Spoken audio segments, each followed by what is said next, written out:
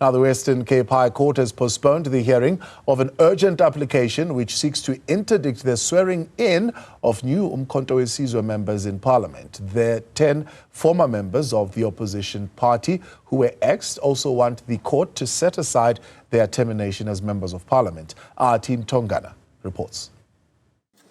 Ex-MK party members are challenging their removal from the party in Parliament. This comes shortly after being sworn in as members of the new opposition party in Parliament.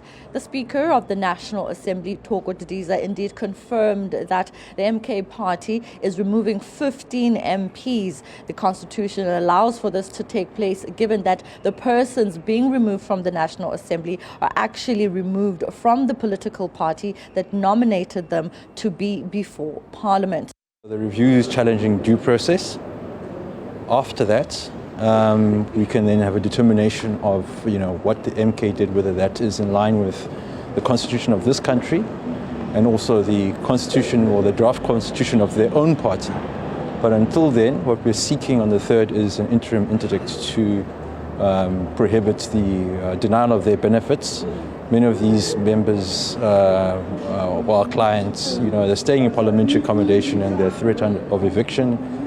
They've not been paid, some of them, so we want to give them back their benefits pending the outcome of the review application. These disgruntled politicians claim that their removal comes in the wake of moves to replace them with the likes of former Deputy President of the Economic Freedom Fighters, Floyd Shivambu, as well as Mzwanele Manyi, who also moved from the EFF into the MK party. They do not know the reasons as to why they were terminated. They were never afforded an opportunity to know what the accusations against them are and an opportunity to respond to those accusations.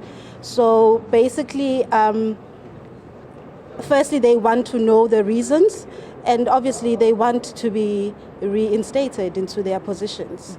Now, the MK party has come out to dispel some of the claims made by these disgruntled politicians, saying that there was sabotage at the initial stage in compiling the list of members that would represent the party in Parliament. And we engaged with them in a civil manner to inform them that this is the situation and that they have to be replaced. And when I talk about sabotage, I'm talking about people who are putting in friends, community members and family members onto our list.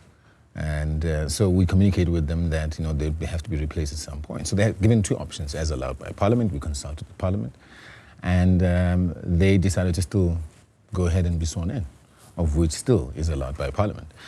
Now that they're being replaced, there's nothing untoward.